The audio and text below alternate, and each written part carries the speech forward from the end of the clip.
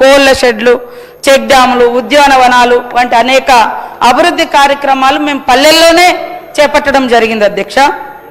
మరి ఇంత జరుగుతున్న పల్లెల్లో ఏం జరగలేదు లేదంటే ఆడ పంచాయతీ సిబ్బంది ఖాళీగా ఉన్నట్ట, లేకుంటే ఇతర గవర్నమెంట్ ఇతర ఉద్యోగులు ఖాళీగా ఉన్నట్ట, ఇలా మాట్లాడి వాళ్ళ యొక్క ఆత్మస్థైర్యాన్ని దెబ్బతీసినందుకు బాధపడుతున్నాం అధ్యక్ష జీపీ ఉద్యోగులది. అదేవిధంగా మా ప్రభుత్వం అభయహస్తం మొదలుపెట్టింది అధ్యక్ష గౌరవ స్వర్గీయ రాజశేఖర రెడ్డి గారి ఆధ్వర్యంలో. కానీ ఆ డబ్బులు కూడా 10 సంవత్సరాలు మీరు ఇవ్వలేదు అధ్యక్ష. బీఆర్ఎస్ ప్రభుత్వం 436 కోట్ల రూపాయలు ప్రజలకు ఇవ్వాల్సినవి కూడా ఇవ్వకుండా ఆపివేయడం జరిగింది అధ్యక్ష. అదే మరి 10 ఏళ్ళల్లో లేడీస్ వాడుకుంటారా? అందుకని ఇవ్వని చెప్తున్నా. మీరు కూడా మేము ఇచ్చింది మరి మేము 1000 కోట్లు ఇచ్చినాం చెప్పిర్రా అన్న? చెప్పలే. ఎంతసేపు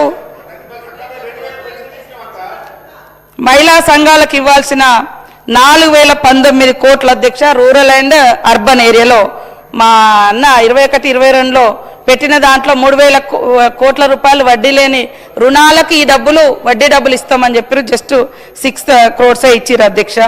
అదేవిధంగా మాజీ సర్పంచులకు సంబంధించి అసలు మా గవర్నమెంట్ డిసెంబర్లో వస్తే సర్పంచ్లు పోయింది ఫిబ్రవరిలోనే అధ్యక్ష, వాళ్ళు దిగిపోయింది. ఆ తర్వాత ఏం పనులు కూడా జరగలేదు.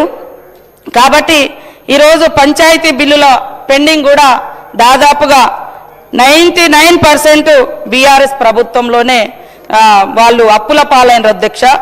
అయినా కూడా మేము 318 కోట్ల రూపాయలు ఇప్పటి వరకు వాళ్లకు కొంత క్లియర్ చేయడం జరిగింది అధ్యక్ష. మీరు ధనిక రాష్ట్రం అని చెప్పిండ్రు, సర్పంచులతో రకరకాల పనులు చేయించారు. మరి ఆ పనులను ఎప్పటికప్పుడు క్లియర్ చేయాల్సింది ఉండే, చేయకపోవడం మూలంగానే వాళ్ళు అప్పుల పాలైనరు. అదే కాకుండా మీ హయాంలోనే చాలా వరకు సర్పంచులు ఆత్మహత్యలు చేసుకోవడం జరిగింది.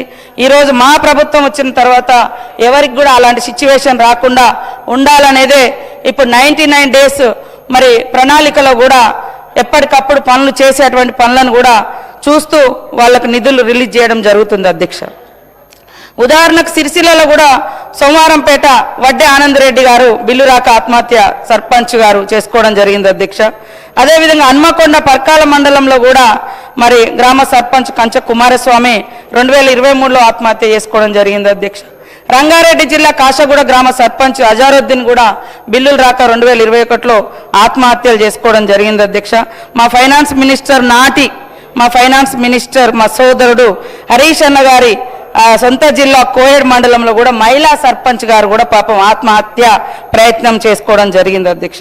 ఇలాంటి అన్ని మీ హయాంలో జరిగినాయి అధ్యక్ష. అప్పుడు బిల్లులు కేంద్రం నుంచి కానీ రాష్ట్రం నుంచి కానీ మీకు అవకాశం ఉండే. మాకు ఇక్కడ గవర్నింగ్ బాడీ ఏదైతే లోకల్ బాడీ లేకపోవడంతో మా మ్యాచింగ్ గ్రాంట్స్ మేము ఇచ్చుకుంటూ వచ్చినాం, కానీ సెంట్రల్ నుంచి రావడం లేట్ అవ్వడంతో కొన్ని బిల్లుల చెల్లింపులలో ఇబ్బంది అయింది. కానీ అయినా కూడా 1011 కోట్లు మేము లాస్ట్ 2 years నుంచి గ్రామ పంచాయతీలకు రిలీజ్ చేయడం జరిగింది అధ్యక్ష. అదేవిధంగా ఈరోజు మరి గ్రామ పంచాయతీలకు గత ప్రభుత్వం అధ్యక్ష మేము టకాటక్ వేసినామని మరి ఫైనాన్స్ నాటి మినిస్టర్ గారు చెప్పడం జరుగుతుంది అధ్యక్ష. అప్పుడు మీరు కేటాయించిన స్టేట్ ఫైనాన్స్ కింద నిధులు 10,170 కోట్లు కేటాయిస్తే కానీ అందులో కేవలం 5,988 కోట్లనే విడుదల చేయడం జరిగింది అధ్యక్ష. 4,181 కోట్లను మరి వేరే వాటికి మళ్లించినట్టుగా ఇక్కడ మాకున్న సమాచారం, నా నాలెడ్జ్లోకి వచ్చినటువంటి ఇన్ఫర్మేషన్ అధ్యక్ష. జస్ట్ 42% అంటే ఇంకా 42% నిధులను పక్కదారి పట్టించినట్టుగా, అంటే వాళ్ళు చేసిన పనులకు ఇవ్వకుండా వాడిననేది మాకున్న సమాచారం అధ్యక్ష. అదేవిధంగా ఈరోజు మరి గ్రామ పంచాయతీ ఉద్యోగులకు జీతాలు ఇవ్వడం లేదు అని మన సునీతా లక్ష్మారెడ్డి గారు చెప్పడం జరిగింది అధ్యక్ష. ఇది వాస్తవం కాదు అధ్యక్ష. ఈరోజు మల్టీపర్పస్ ఉద్యోగులకు మరి ఏదైతే 9,500 రూపాయలు ఉన్నాయో అవి ఇస్తా ఉన్నాం.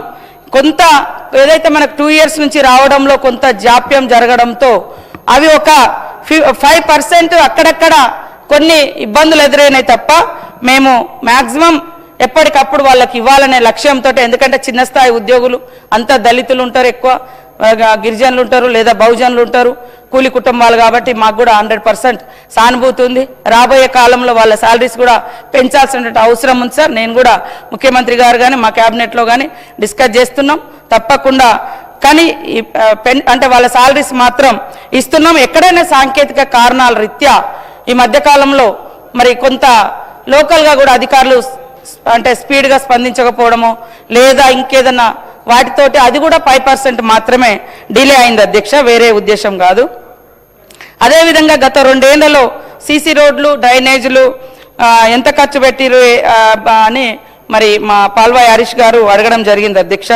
గత 2 సంవత్సరాల్లో సీసీ రోడ్లు కానీ పొలం బాటల కొరకు కానీ దాదాపుగా 2045 కోట్లతోటి మరి వివిధ రకాల పనులు చేపట్టడం జరిగింది అధ్యక్ష. ఈరోజు మరి కాగజ్ నగర్లో కూడా దాదాపుగా 82 పనులు సీసీ రోడ్లు కానీ డ్రైనేజీలు కానీ చేసి 8 కోట్ల రూపాయలను SCSDF ద్వారా ఇవ్వడం కూడా జరిగింది అధ్యక్ష. స్టేట్ మొత్తం మరి CRR అదేవిధంగా మరి ఇతర పద్దు కింద దాదాపుగా 1096 కోట్ల రూపాయలను ఇచ్చి 12,072 పనులను కూడా చేపట్టడం జరిగింది అధ్యక్ష.